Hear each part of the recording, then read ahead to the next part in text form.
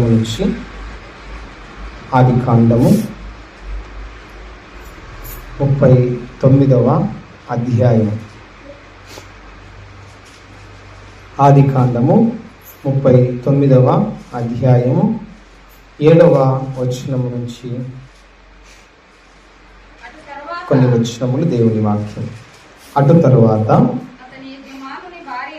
అతని యజమానుని భార్య ఏసేపు మీద కన్ను వేసి తనతో క్షీణించమని చెప్పాను. అయితే అతడు ఒప్పుకోక నా యజమానుడకు నా యజమానుడు తనకు కలిగినదంతయు నా చేతికి అప్పగించెను కదా, నా వశమున తన ఇంటిలో ఏమి ఉన్నదో అతడెరుగడు. ఈ ఇంటిలో నాకంటే పైవాడు ఎవడునూ లేడు. నీవు అతని భార్యవైనందున నిన్ను తప్ప మరి దేనిని నాకప్పగింపక ఉండలేదు. కాబట్టి నేనెట్లు ఇంత ఘోరమైన దుష్కార్యమును చేసి దేవునికి విరోధముగా పాపము కట్టుకొందునని తన యజమానుని భార్యతో అనెను. దినదినము ఆమె యేసేపుతో మాటలాడుచుండెను గాని అతడు ఆమెతో శయనించుటకైనను ఆమెతో నుండుటకైనను ఆమె మాట విన్నవాడు కాడు. తలొంచుకుందాం. చిన్న ప్రార్థన.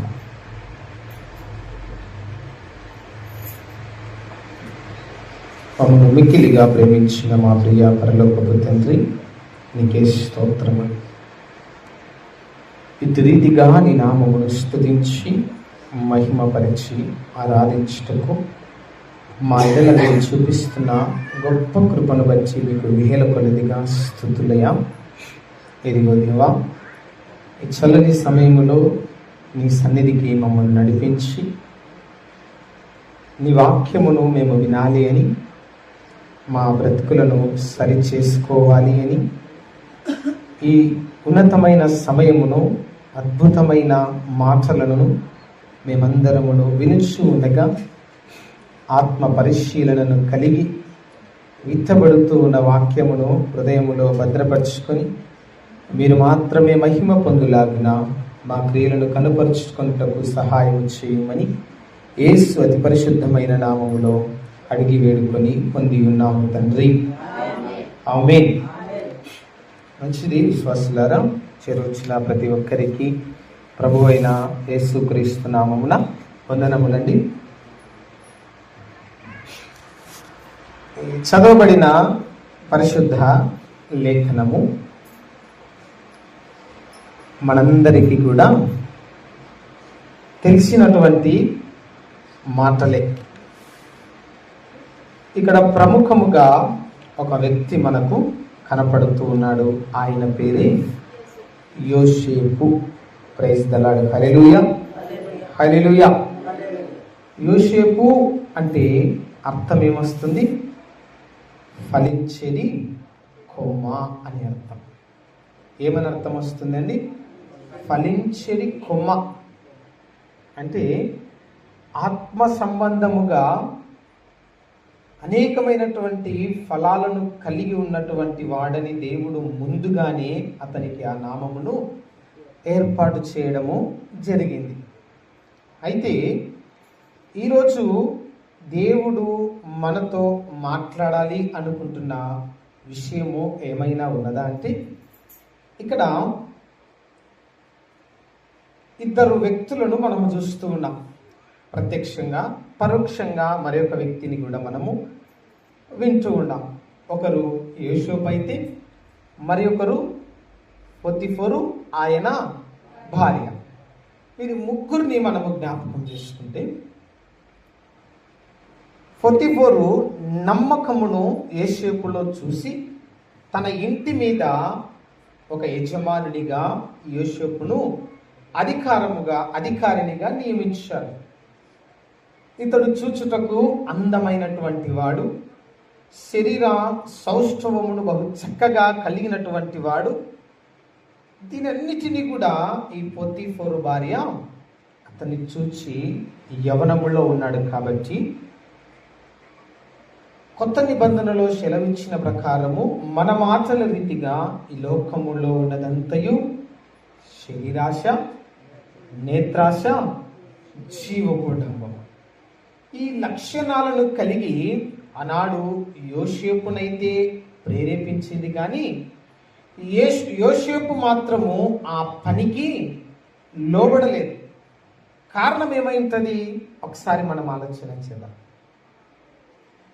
తన చిన్న వయసు నుంచి మనం జ్ఞాపకం చేసుకుంటే తండ్రికి లోబడిచలోను, అన్నదమ్ములు చీకొట్టినా, అన్నదమ్ములు అతన్ని దూరము పెట్టినా, అతన్ని అసహ్యించుకున్నా,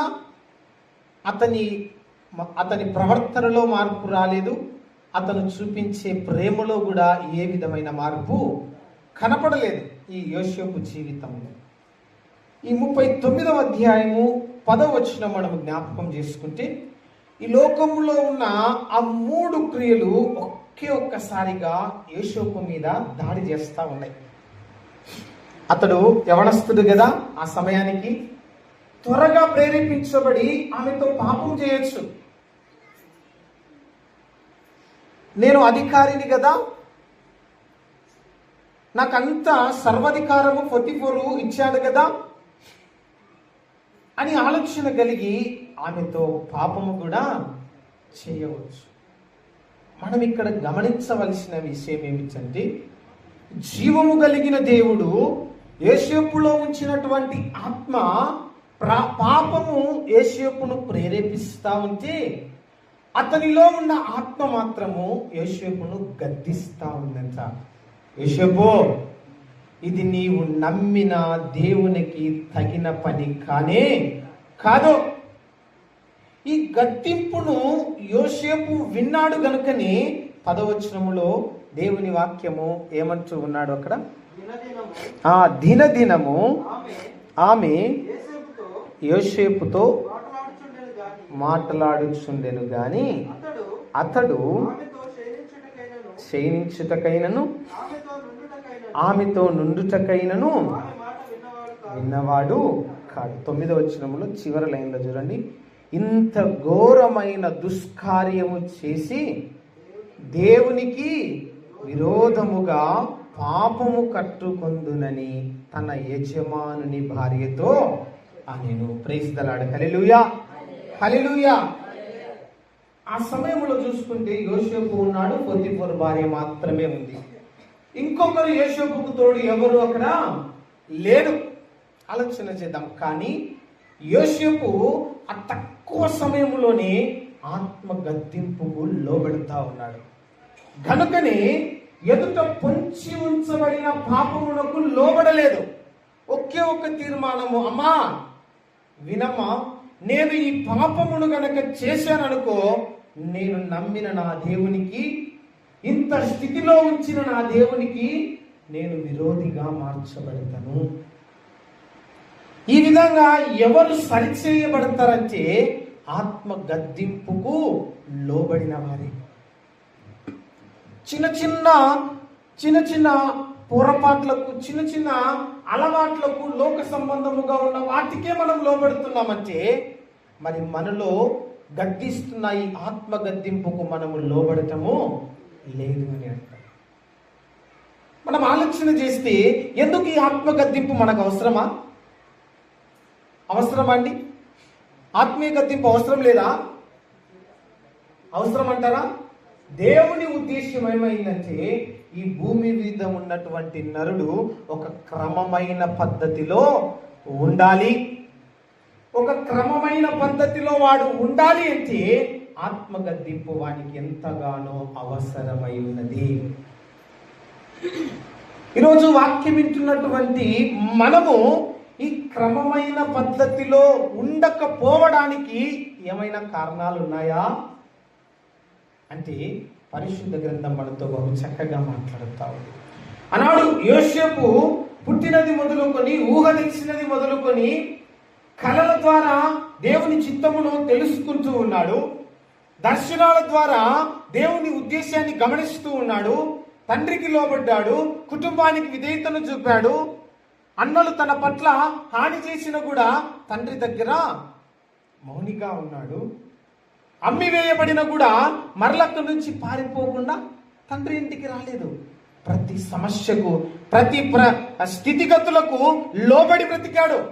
అతనిలో ఉన్న ఆత్మగద్దింపును గుర్తించినంత వరకు, ఆ ఆత్మగద్దింపుకు భయపడుతున్నంత వరకు, ఆత్మగద్దింపుకు లోబడుతున్నంత వరకు అతని జీవితంలో ఎన్ని సమస్యలు వచ్చినా కూడా, సమయము బట్టినా కూడా విజయమును పొందుతున్నాడు. అయితే మనలో ఉన్న ఈ ఆత్మ కూడా గద్దిస్తా ఉంది, కానీ మనము దానికి లోబడలేకపోతా ఉన్నాం. ఏమిటి, ఎందుకు ఇలా లోబడకపోవడానికి ఏమైనా కారణాలు ఉన్నాయంటే పరిశుద్ధ గ్రంథంలో మనము చూస్తే సామెతల గ్రంథంలో ఈ ఆత్మీయ గద్దింపును గుర్తుపట్టకపోవడానికి కారణము 16వ అధ్యాయం 18వ వచనం. నాశనమునకు ముందు గర్వము నడుచును, పడిపోవుటకు ముందు అహంకారమైన మనస్సు నడుచును. Praise the lord. Hallelujah, hallelujah. దేవునికి మాత్రమే మహిమ కలుగును గాక. ఆమేన్. ఈ గర్వము కలిగిన వాని లక్షణాలు ఎలా ఉంటాయంటే, తన మనస్సు, దేవుని వాక్యం సెలవిస్తా ఉంది, గర్వము కలిగి ఉన్న మనస్సు తన తప్పును మాత్రం అది ఒప్పుకోదంట. ఎందుకంటే నేను చేస్తున్నదే కరెక్టు అని వారి ఆలోచన.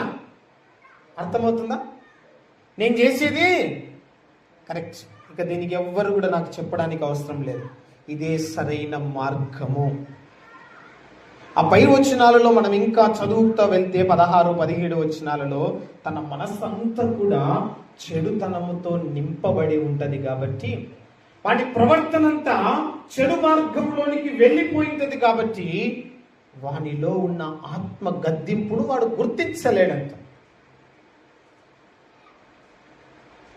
ఆత్మ గద్దింపును గుర్తించాలి అంటే ఈ గర్వము అనబడేటువంటి లక్షణము మనలో ఉండకూడదు. ప్రియులారా, దేవుని వాక్యం బహు చక్కగా సెలవిస్తా ఉంది.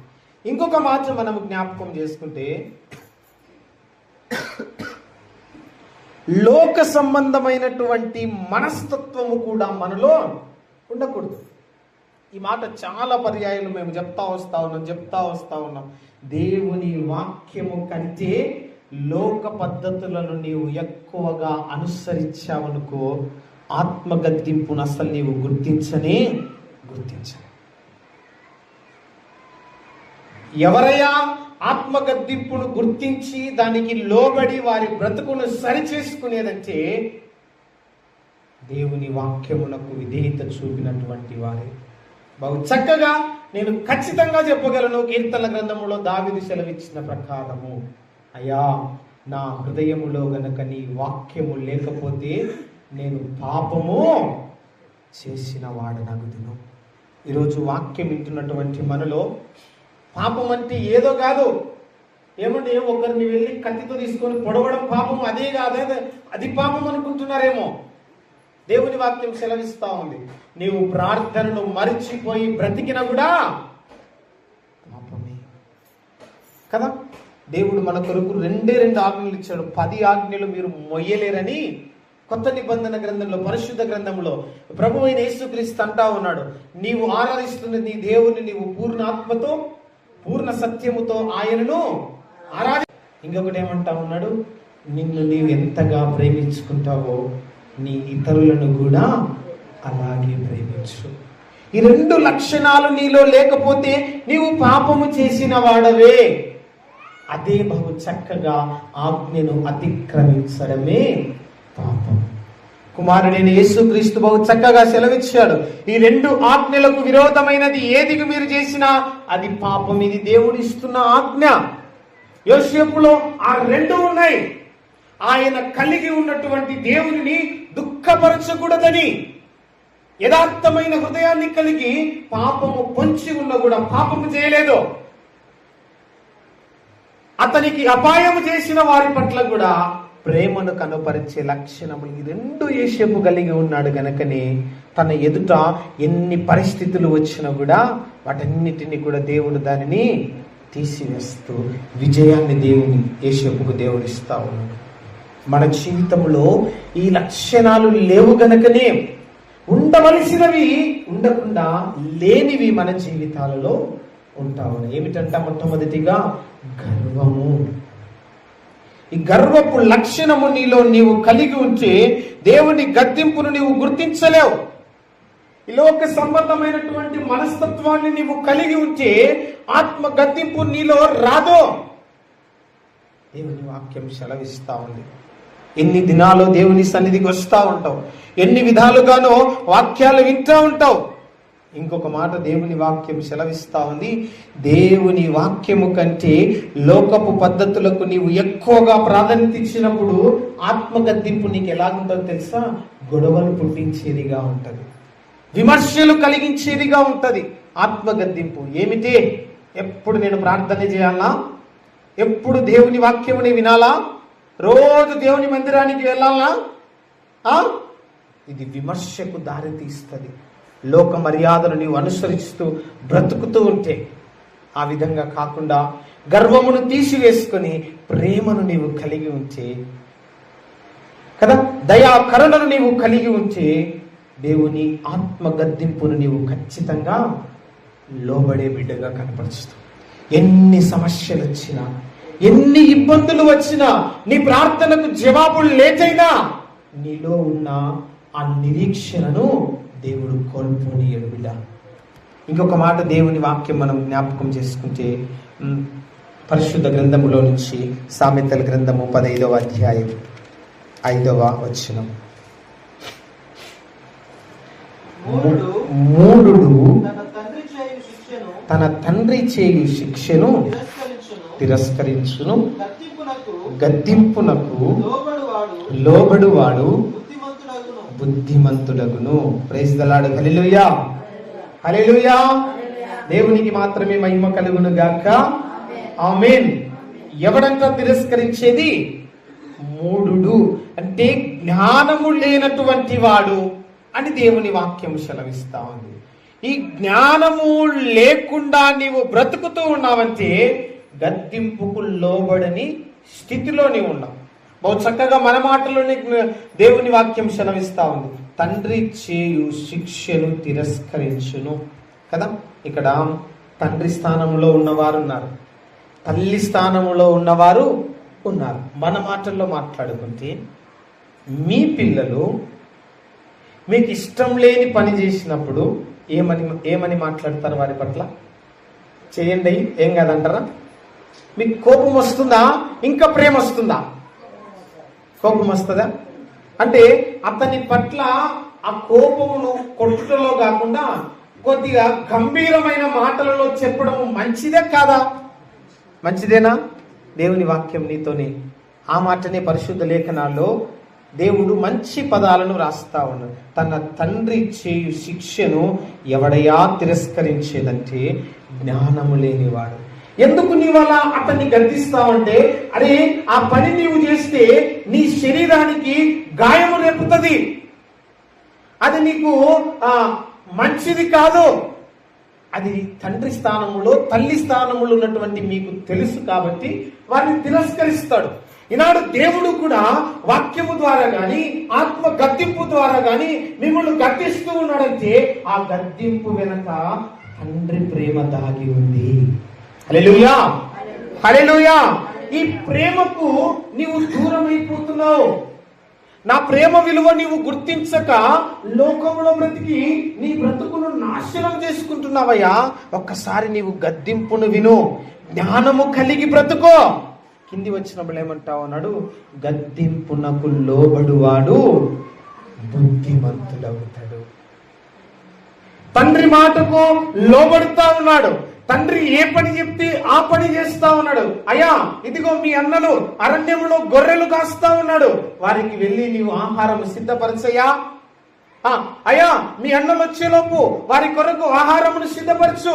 మీ అన్నలు వచ్చేలోపు వారికి కావలసినటువంటి పనులన్నీ కూడా సిద్ధపరచు అని యోసేపుకు తన తండ్రి చెప్తా ఉంటే, ఏ పని తండ్రి చెప్తా ఉన్నాడో ఆ పనిని తూచా తప్పకుండా చేస్తూ వస్తున్నాడు. ఇతడు జ్ఞానవంతుడు గనుక తండ్రి చెప్పే గద్దింపుకు లోబడ్డాడు గనుకనే పొతీఫరు భార్య పాపములకు ప్రేరేపిస్తా ఉన్నప్పుడు అప్పుడు చూపిన లోబడే విధేయత, ఆ విధేయతను బట్టి యోసేపుకు జ్ఞానం ఇచ్చాడు గనుక ఆ జ్ఞానమును కలిగి అతనిలో ఉన్న ఆత్మ గద్దిస్తా ఉంటే ఆ గద్దింపుకు లోబడి ఇది దేవుని దృష్టికి విరోధమైనది, ఈ పాపమును నేను చేశాననుకో నా దేవునికి నేను విరోధినిగా మార్చబడతాను. ఇది జ్ఞానవంతుని లక్షణము. ఈనాడు యవనస్తులు తన ఇష్టానుసారంగా బ్రతుకుతూ ఉన్నారంటే తల్లి తండ్రిగా ఉన్నటువంటి మీరు వారికి మంచి గుణలక్షణాలు నేర్పించకపోవడం, వారిని గద్దించకపోవడమే కదా. మీ పిల్లలు ఈ లోక మర్యాదను అనుసరిస్తూ ఒక వయస్సుకు వచ్చేసరికి తండ్రి ప్రేమను విడిచిపెట్టి ఇరుగు పొరుగు వారి ప్రేమకు లోబడుతూ ఉన్నారంటే, లవ్ అంటూ ఈ లోక ప్రేమకు లోబడుతూ ఉన్నారంటే ఒకసారి ఆలోచన చేసుకో. ఈనాడు హతసాక్షిగా మార్చబడినటువంటి పగడాల ప్రవీణ్ అనబడే ఒక సేవకుడు ఒక చక్కని మాట చెప్పాడు. మీ బిడ్డను దగ్గరికి తీసుకొని వచ్చి మీ బిడ్డను పొగడండి, మీ బిడ్డను ప్రేమతో కూడిన మంచి మంచి మాటలు చెప్పండి. నా బిడ్డ కంటే అందగత్తి ఎవరు లేరు, అమ్మా ఐ లవ్ యూ అని చెప్పు నీ బిడ్డకు అంటాడు ఆయన. ఎందుకంటే తండ్రి తన ప్రేమను ఎక్కువగా పంచితే బయటి ప్రేమకు ఆమె లోబడనే లోబడు. నా తండ్రి చూపించే ప్రేమ కంటే బయటి ప్రేమలో ఏమంత గొప్పతనం ఉంది అని ఆ బిడ్డ తన మనస్సును మార్చుకుంటదంట. తల్లిదండ్రిగా ఉన్నటువంటి నీవే ప్రేమను చూపించకుండా ఉంటే ఇక ఆ ప్రేమ ఎక్కడ దొరుకుతుందంట? బయట దొరుకుతుంది. గద్దింపు బుద్ధిమంతుడే గ్రహించగలడు. ఈనాడు గద్దింపును మనము గ్రహించకుండా బ్రతుకుతూ ఉన్నామంటే జ్ఞానం లేని వారము, గర్వమును కలిగి ఉన్నటువంటి వారము. దేవుని వాక్యం సెలవిస్తా ఉంది. విశ్వాసులారా, బుద్ధిహీనుడు గద్దింపును తృణీకరిస్తాడని బైబిల్ చెప్తా ఉంది. ఆ గద్దింపు వెనక ఉన్న దేవుని ప్రేమ వారు గ్రహించలేరు.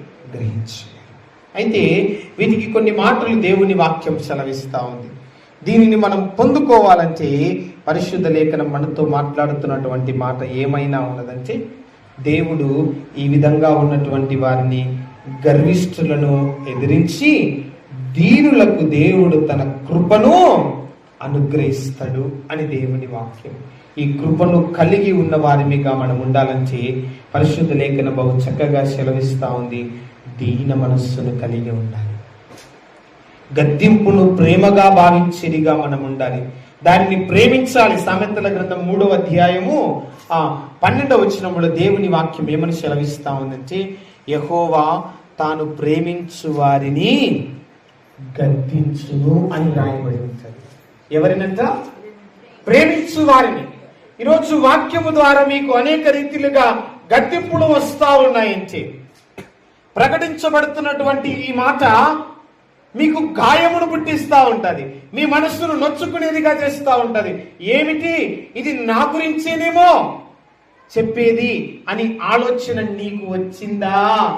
విత్తబడుతున్న మాట నీతో మాట్లాడుతుందా అంటే దేవుడు ఎక్కువగా నిన్ను ప్రేమిస్తున్నాడని అర్థం. నిన్ను గద్దిస్తూ ఉన్నాడంటే నిన్ను ప్రేమిస్తున్నాడని అర్థం. తన మార్గంలోనికి నీవు రావాలని అర్థం కదా. ఏమండి, చాలా పర్యాయములు మనం అనుకొని ఉంటాం కొన్ని మాటలు ఇవి నా గురించేనేమో అనిపిస్తుందా అనిపిదా ఎవరికైనా?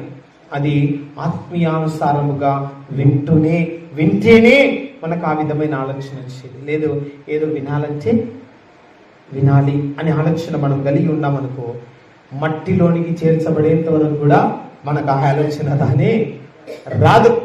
దేవుని వాక్యం బహు చక్కగా సెలవిస్తా ఉంది. నీవు దేవుని గద్దింపును వినే రీతిగా ఉండాలంటే దేవుని వాక్యం నీతో మాట్లాడుతూ ఉంది.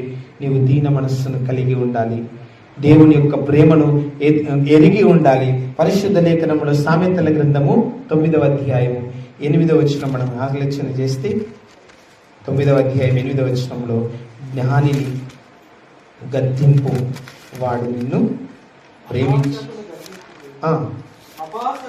అపహాసకుని గద్దింపకుము, గద్దించిన ఎడల వాడు నిన్ను ద్వేషించును. జ్ఞానము గలవానిని గద్దింపగా వాడు నిన్ను ప్రేమించును. Praise the lord. హల్లెలూయా, హల్లెలూయా.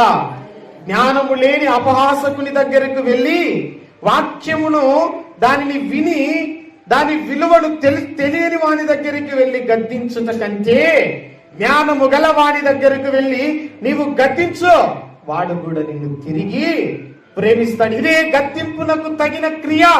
తండ్రి గద్దింపునకు లోబడినటువంటి వాడు తండ్రి ప్రేమను పొందుకుంటాడు, తిరిగి అదే ప్రేమను కనుపరుస్తాడు. ఈరోజు దేవుని వాక్యం వింటున్నటువంటి నీవు బుద్ధిహీనునిగా ఉన్నావేమో, బుద్ధి లేని వాని వలె ఉన్నావేమో, గర్వాన్ని కలిగి. ఆ విధంగా నీవు ఉంటే ఆత్మ గద్దింపుకు నీవు లోబడలేవు. లోబడకపోయేదటుంచి మొదటి వచనంలో అంటా ఉంది, ఆ గద్దింపును విని ద్వేష్యమును కనుపరుస్తావు అని దేవుని వాక్యము. ఆ విధంగా నీవు ఉండొద్దు. జ్ఞానము కలిగి జ్ఞానము ద్వారా ప్రకటించబడుతున్న ఈ మాటలు విని ప్రేమను పొందుకో, దేవుని ప్రేమను గుర్తించు, ఆ ప్రేమను కలిగి నీవు బ్రతుకు అని దేవుని వాక్యం సెలవిస్తా ఉంది. వెంటనే ఈ గద్దింపునకు లోబడి వెనువెంటనే నీవు పశ్చాత్తాపమును కలిగి ఉంటే, తప్పు అని తెలిసిన వెంటనే దానిని ఒప్పుకొని విడిచిపెడితేనే నీ ఆత్మీయ ఎదుగుదలకు మంచి మార్గము దేవుడు నీకు చూపిస్తాడు. చివరిగా సామెతల గ్రంథం 15వ అధ్యాయం 31వ వచనంలో, గద్దింపును వినువాడు జ్ఞానవంతుల మధ్య నివసించును. కాబట్టి మనల్ని మనం ఎంచుకొని దేవుని వాక్యానికి లోబడినట్లయితే దేవుడు బహు చక్కగా సెలవిస్తా ఉన్నాడు. నా ప్రేమను నీవు రుచి చూస్తావు, ప్రేమ కలిగి నీ ఇరుగు పొరుగు పట్ల నీవు నడుచుకుంటూ అనేక మందిని దేవునిలోనికి నడిపించే వారిగా ఉంటాం. అందుకే యేసేపు జీవితంలో బహు చక్కగా సెలవిస్తా ఉన్నాడు. ఆ కింది వచనాలు ఆదికాండం 39వ అధ్యాయములో చివరిగా ఒక వచనాన్ని చదివి నేను వాక్యాన్ని ముగించేస్తాను. ఆదికాండము 39వ అధ్యాయము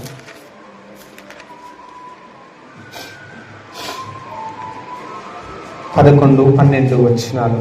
అట్లుండగా ఒకనాడు అతడు తన పని మీద ఇంటిలోనికి వెళ్ళినప్పుడు ఇంటి మనుష్యులలో ఎవరునూ అక్కడ లేరు.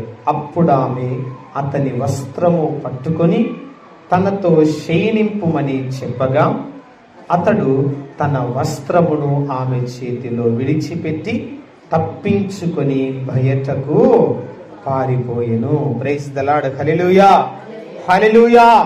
యేసేపు దీన మనస్సును కలిగి ఉన్నాడు గనక, యేసేపు జ్ఞానము కలిగి ఉన్నాడు గనక, యేసేపు పాపము చేయుట దేవునికి విరోధమని తెలుసుకున్నాడు గనక, పాపము అతని మీద పడినా ఆ పాపము నుంచి ఏమి చేయబడ్డాడంట? దూరముగా పారిపోయాడంట. Praise the lord. Hallelujah, hallelujah. దేవునికి మాత్రమే మహిమ కలుగును గాక. ఈనాడు పాపపు సంబంధమైనటువంటి ఆలోచనలు నీ మీదికి వచ్చిన, పాపపు సంబంధమైన క్రియలు నీ మీదికి ప్రేరేపించిన, జ్ఞానము కలిగి నీవు బ్రతికితే, ఆత్మ గద్దింపును నీవు గుర్తెరిగితే, ఈ విధంగానే పాపము నుంచి నిన్ను ఆత్మ దూరముగా తీసుకొని వెళ్తుంది. పాపముని దరిదాపుల్లో లేకుండా చేస్తుంది. అప్పుడే నీవు ఆత్మీయమైన ఎదుగుదలను కలిగి తిన్ననైనటువంటి దేవుని మార్గంలోనికి నడిపించబడిన దానవుగా, నడిపించబడిన వాడివిగా యేసేపు వలె నీ క్రియను కూడా దేవుడు చూచుటకు సిద్ధంగా ఉన్నాడు.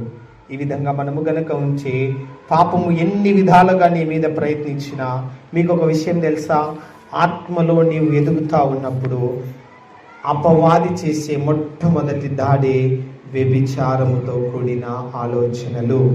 ఈ ఆలోచనలు నీకు పుట్టించాయనుకో, మనమే ఆలోచన చేసుకుంటాం, ఏమిటి నేను ఎంత ప్రార్థన చేస్తున్నా ఈ యవన సంబంధమైన వ్యభిచార ఆలోచనలు ఎక్కువ వస్తున్నాయి, కాబట్టి ఇక ప్రార్థన నాకొద్దు, వ్యభిచారమే నాకు ముద్దు అనే విధంగా అపవాది నిన్ను యేసు మార్గంలో నుంచి వాని మార్గంలోనికి నడిపిస్తారంట.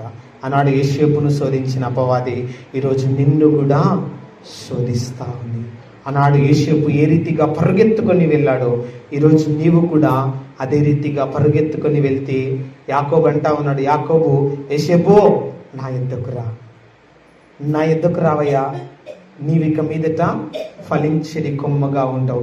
ఆ కొమ్మ కొద్ది వరకే కాదు, గోడలను ఎక్కి ప్రాకుతుందంట. ఆ కొమ్మ అంటే ఆ కొమ్మకు వెనుకడుగు అనేది ఉండదు. ఎందుకంటే ఆత్మగద్దింపుకు లోబడినటువంటి కొమ్మ, ఎందుకంటే పాపమునకు దూరముగా పారిపోయిన కొమ్మ, ఎందుకంటే నేను పాపము చేస్తే దేవునికి విరోధినిగా ఉంటాను, నేను మాత్రమే కాదు నా కుటుంబమే దేవుని ఎదుట ఒక అపరాధి వలె నిలవబడుతుంది అని మంచి గుణ లక్షణాలు కలిగి ఉన్నావు గనుక నీ కొమ్మ గోడలను ఎక్కి పాకుతూ నేరుగా పరలోకానికే వెళుతుంది. ఆ రీతిగా మనమందరమును కూడా ఆత్మగద్దింపుకు లోబడి గర్వమును తీసివేసుకుని లోక మర్యాదను అనుసరించకుండా, బుద్ధి లేకుండా ఉండకుండా, జ్ఞానము కలిగి ఆత్మగద్దింపుకు లోబడి పాపము నుంచి దూరముగా పారిపోయి దేవుని మార్గములు నడుస్తున్న బిడ్డగా మనల్ని మనము సరి చేసుకున్న వారిగా ఉండాలని దేవుడు ఈ కొన్ని మాటలు మన హృదయాలలో క్రియ జరిగించునుగాక. ఆమేన్. ప్రార్థించుదాం. ప్రభువా, మమ్మల్ని కనికరించుము.